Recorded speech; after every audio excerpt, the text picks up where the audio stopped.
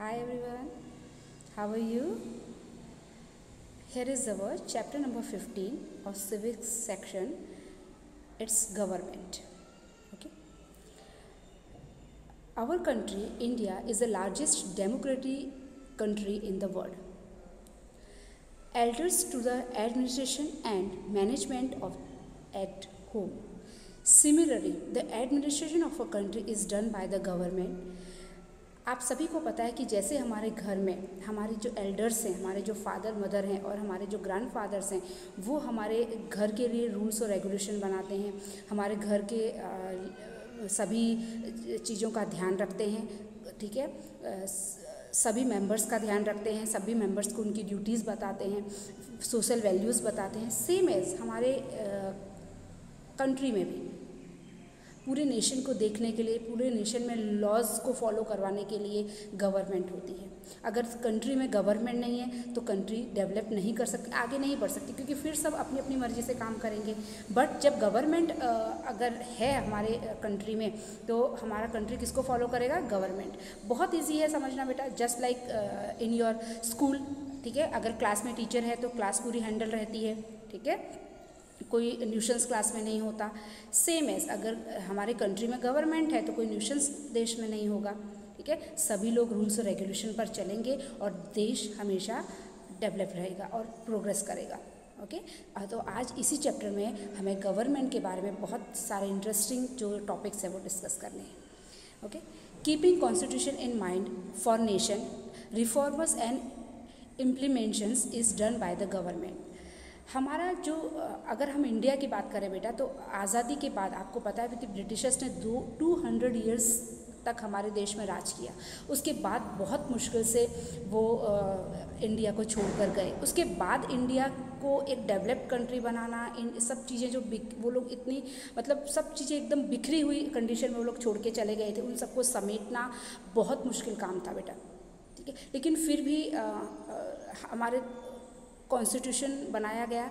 Constitution आप सभी को पता है कि हमने 6th स्टैंडर्ड में भी मैंने आपको बताया था कि कॉन्स्टिट्यूशन मीन्स है कि हमारे रूल्स और रेगुलेशन की बुक जो हमारे पार्लियामेंट में रखी गई है और पूरा कंट्री उसके ऊपर ही काम करता है। उसके अगेंस्ट कोई नहीं जा सकता, जो जाएगा उसे पनिशमेंट मिलेगी, अंडरस्टैंड, जो जाएगा उसे पनिशमेंट मिलेगी और उसके ऊपर कोई नहीं है। यानी कि हमारे देश का प्राइम मिनिस्टर, हमारे देश के प्रेसिडेंट, जो सबसे पहले सिटीज़न गिने जाते हैं प्रेसिडेंट, वो भी उसके अगेंस्ट नहीं जा सकते। Clear everyone? Okay, so the government of our country is elected through voting by people. आप सभी को पता है कि डेमोक्रेटिक का मतलब क्या है, डेमोक्रेसी का मतलब क्या है? डेमोक्रेसी का मतलब ये है कि वो देश जहाँ पर जनता इलेक्शंस के थ्रू अपना लीडर चुनती है, अपनी गवर्नमेंट चुनती है। आप सभी को पता है, आपके पेरेंट्स, ग्रैंड पेरेंट्स वोटिंग करने जाते हैं, इलेक्शन में वोटिंग करने के लिए जाते हैं, ठीक है। उंगली पर ऐसा निशान भी लगा के आते हैं, आप सभी ने ऑब्जर्व किया होगा, ठीक है। तो वो वोटिंग देते हैं, हम अपनी इच्छा से अपना लीडर चुनते हैं। क्लियर? नाउ यहाँ पे कुछ पेपर्स की कटिंग आप लोगों को दी गई है, ठीक है। ₹40 लाख सुधीनो टर्न ओवर धरावता व्यापारी, GST थी मुक्ति, फिर विधानसभा सत्रनो आस्ति प्रारंभ, ये आपको पेपर कटिंग बताई गई है। किस लिए? Seeing the above pictures we can know about various functions, decision and advertisement of the government.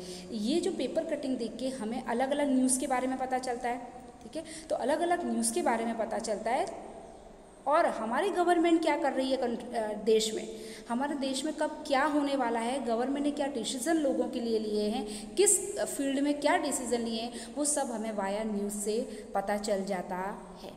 Okay, इसीलिए आपको जस्ट एग्जांपल बताया है न्यूज़पेपर की कटिंग से कि किस चीज़ में गवर्नमेंट क्या काम कर रही है और क्या डिसीजन ले रही है लोगों के लिए। ओके, नाउ आवर कंट्री और our government, what is it means? Our country is a country of diversity, you all know about that very well.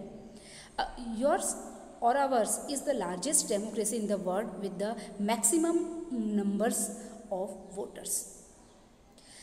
हमारा जो कंट्री है वो डाइवर्सिटी का कंट्री है। डाइवर्सिटी मीन्स सभी, बहुत सारे धर्म, रिलीजन, जाति, भाषाएं, सब कुछ डिफरेंसेस है।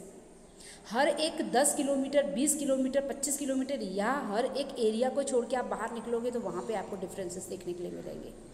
ठीक है, लोगों के खाने पीने में, लोगों के कपड़े पहनने का स्टाइल, लोगों की भाषा यानी कि उनकी लैंग्वेजेस बोलने में, उनके रीति रिवाज में, उनके व्रत में, तीज त्योहार, सभी कुछ में आपको, उनके कल्चर में, ट्रेडिशन में, सभी कुछ में आपको डिफरेंसेस देखने के लिए मिलेंगे।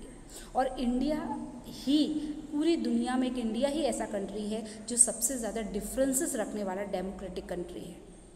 ओके, और सबसे ज़्यादा वोटर्स यहीं पर हैं क्योंकि पॉपुलेशन भी इतनी है। Okay, due to the vastness and diversity of the country it is difficult to manage from one place. अब ये चीज़ बहुत समझना बहुत ईजी है, it is not very difficult कि भाई हमारा देश ऑलरेडी बहुत बड़ा है, फिर तो सभी पूरे देश को एक इंसान और एक ही जगह बैठ के, हमारा प्राइम मिनिस्टर जो है वो दिल्ली में बैठते हैं, ठीक है, वो दिल्ली में बैठते हैं तो दिल्ली पर के ऑफिस में दिल्ली पर बैठ कर ही वो पूरे देश को कंट्रोल नहीं कर सकते बेटा। ठीक है, तो पूरे देश को कंट्रोल करने के लिए गवर्नमेंट हर एक स्टेट वाइज एक एक चीफ मिनिस्टर बनाती है। ओके, फिर वो चीफ मिनिस्टर अपना हर एक डिस्ट्रिक्ट को संभालने के लिए अपना अलग अलग मेयर बनाते हैं, फिर अलग अलग कम्युनिटीज़ और अलग अलग गवर्नमेंट इंस्टीट्यूशन बनाते हैं ताकि सब जगह की जो व्यवस्था है वो अच्छे से काम चल सके। आप अपने घर पर समझ लो, ठीक है, आपके फादर जो है वो बाहर जॉब करते हैं, बाहर का काम संभालते हैं, आपकी मम्मा घर का काम संभालती है, ठीक है, आपके दादा दादी घर के दूसरे रिस्पॉन्सिबिलिटीज़ वाले काम करते हैं। ठीक है, सेम एज आपके स्कूल का आप एग्जांपल ले लो। ठीक है, हमारे प्रिंसिपल्स होते हैं, हम आपकी टीचर्स होती हैं, वो सभी लोग अपने अपने लेवल पर काम करते हैं। ठीक है, आप अपने लेवल का काम करते हो, टीचर्स क्लास को संभालती है, प्रिंसिपल स्कूल्स को संभालते हैं, ट्रस्टीज सारे स्कूलों को देखते हैं। ठीक है, तो सब लोग अपने अपने लेवल का काम करते हैं, सबको काम बांटा हुआ है। अंडरस्टैंड, सबको काम बांटा हुआ तो ही काम प्रॉपर तरीके से और कंप्लीट हो सकता है। Okay, now our next is yes, here is next topic. यहाँ पे मैं आपको ये बताऊंगी कि ऑब्जर्व एंड अंडरस्टैंड। यहाँ पे जो कॉलम ऊपर दिया गया है बेटा, वो सभी को आपको ऑब्जर्व करना है, ऑब्जर्व करके उसको समझना है। आप सभी को पता है, ऑलरेडी प्रीवियस स्टैंडर्ड में हम ये स्टडी कर चुके हैं कि हमारे इंडिया में जो भी गवर्नमेंट काम करती है वो 3 लेवल्स पर काम करती है। First local government, then state government and then central government. Okay, जो पिरामिड चल रहा है वो पिरामिड में सबसे ऊपर क्या है, सेंट्रल गवर्नमेंट है, बीच में स्टेट गवर्नमेंट है और सबसे नीचे है लोकल गवर्नमेंट। क्लियर? तो जो लोकल गवर्नमेंट है वो हमेशा गांव या शहर के लिए ही डिसीजन लेगी, उससे ज़्यादा उसका एरिया नहीं है।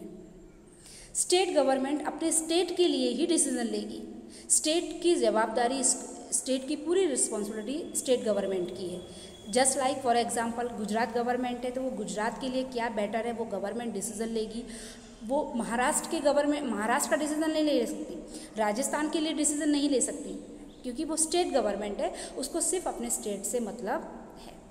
महाराष्ट्र की गवर्नमेंट महाराष्ट्र का काम देखेगी, राजस्थान की गवर्नमेंट राजस्थान का काम देखेगी, एमपी की गवर्नमेंट एमपी का काम देखेगी। क्लियर? तो स्टेट गवर्नमेंट अपने ही एंटायर स्टेट को देखती है और उसका ही काम संभालती है। But in place of that, central government play a very important role in this process. Central government पूरे देश के लिए काम करती है, पूरे देश में जितने भी स्टेट हैं, गांव हैं, डिस्ट्रिक्ट्स हैं, उन सब का काम देखती है। ठीक है, बट वो खुद नहीं देख पाती, वो काम निकलवाती है। जस्ट लाइक सेंट्रल गवर्नमेंट ने किसको काम दे दिया, स्टेट गवर्नमेंट को काम दे दिया कि भाई आप अपने स्टेट में ये सब काम कराओ और इतने दिनों के बाद हमें रिपोर्ट दो। तो फिर वो काम कराने के बाद इतने कुछ टाइम पीरियड के बाद वो सामने अपनी रिपोर्ट जमा कराते कि भाई आपने बोला था, हमने ये काम कर दिया है। ठीक है, तो इस तरह से सेंट्रल गवर्नमेंट काम निकलवाती है। Clear? Now our next topic is types of government. Our country has democratic system governance. All our countries in the world do not have democratic system. हमारा जो इंडिया है, आप सभी को पता है कि हमारा इंडिया एक डेमोक्रेटिक कंट्री है। डेमोक्रेटिक मीन्स, वापस से मैं रिपीट कर रही हूँ, डेमोक्रेटिक मीन्स वो कंट्री जहाँ पर लोग खुद वोटिंग के द्वारा अपना लीडर चुनते हैं। ओके, बट वर्ल्ड में, पूरी दुनिया में सभी जितने भी कंट्री हैं वो सारे डेमोक्रेटिक कंट्री नहीं हैं। है ना। हमने पढ़ा था 6th standard monarchy system and Republic system. बहुत सारे अभी भी मोनार्चीज पे काम करते हैं और बहुत सारे प्रेसिडेंटल पे भी काम चलता है। वो चीज़ें क्या हैं हम आगे चैप्टर में डिस्कस करेंगे। सबसे पहले अगर मैं बात करूँ तो वो है democratic government. In this system, इस सिस्टम में क्या होता है कि लोग इलेक्शन के द्वारा अपना लीडर चुनते हैं। The government is formed by the winning candidate, और जो विनिंग कैंडिडेट होते हैं उसमें से ही गवर्नमेंट बनाई जाती है। Government functions keeping the public in the centre of the democracy. Government जब भी काम करती होती है तो उसका एक ही एम होता है, उसका एक ही गोल होता है कि क्या, कि पब्लिक की भलाई होनी चाहिए, पब्लिक के लिए क्या बेटर है वही काम करना है उसको डेमोक्रेटिक में। Okay, local government, state government and central government are formed through the election. Election देखो, गांव में आप देखा ग्राम पंचायत के भी इलेक्शन होते हैं, डिस्ट्रिक्ट में भी इलेक्शन होते हैं और स्टेट में भी इलेक्शन होते हैं, देन पूरे कंट्री के भी इलेक्शन होते हैं। सभी में हम 1 by 1 पार्ट लेते हैं, हम सभी में पार्ट करते हैं, सभी में हम अपना लीडर चुनते हैं। ठीक है। In some countries chief minister और a prime minister is elected by the elected representative in the democracy. In some countries of the world presidential democracy, कहीं कहीं पे presidential democracy, just like America में president होते हैं, है ना, वो प्रेसिडेंटल डेमोक्रेसी यानी कि वोटिंग से एक प्रेसिडेंट चुन लिया जाता है और वही पूरे कंट्री को चलाता है।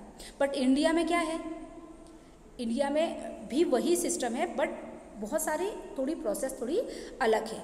Okay, then in seen India there is a parliamentary democracy है बेटा। पार्लियामेंट्री डेमोक्रेसी का मतलब समझते हैं अपने, पार्लियामेंट यानी कि संसद। आपने बहुत सारी पिक्चर देखी होगी उसकी टीवी पर भी, पार्लियामेंट जहाँ पर सारे मिनिस्टर्स बैठते हैं देश के और देश के लिए डिसीजन लेते हैं, डिस्कशन होता है। ठीक है, उस वहाँ पे 2 हाउसेज है, एक lower houses and upper houses. Lower house is called Lok Sabha and upper houses is called Rajya Sabha. तो वो जो दोनों हाउसेज हैं उनसे रूल्स और रेगुलेशन पास होने के बाद ही देश में रूल्स और रेगुलेशन बनाया जाता है, ऐसे ही नहीं बनता है। तो इंडिया में जो प्रोसेस है वो थोड़ा लंबा है और ऐसा है कि हम गलती ना कर सकें। लेकिन अमेरिका वगैरह में क्या है, एक बार प्रेसिडेंट ने जो डिसीजन ले लिया, उसकी असेंबली ने जो डिसीजन ले लिया वो डिसीजन फाइनल होता है। बट इंडिया में ऐसा नहीं है, बहुत सारे स्टेप होते हैं, रूल्स और रेगुलेशन स्टेप्स पे काम करते हैं, स्टेप्स पे जाते हैं, ये चेक करेगा फिर उसके आगे वाला चेक करेगा फिर उसके आगे वाला चेक करेगा, देन रूल्स और रेगुलेशन इंडिया में बनते हैं। It is said for democracy that government is run by the people directly or indirectly through election। ऐसा कहा भी जाता है कि डेमोक्रेटिक जो सिस्टम है उसे पब्लिक यानी कि जो जनता है वही चलाती है, चाहे डायरेक्टली या इनडायरेक्टली। इनडायरेक्टली कैसे, कि हम वोटिंग करते हैं और अपना लीडर चुनते हैं। भाई हमने जो लीडर पसंद किया, हमें जो सही लगता है कि ये काम करेगा देश के लिए, तो हम उसे वोटिंग करते हैं।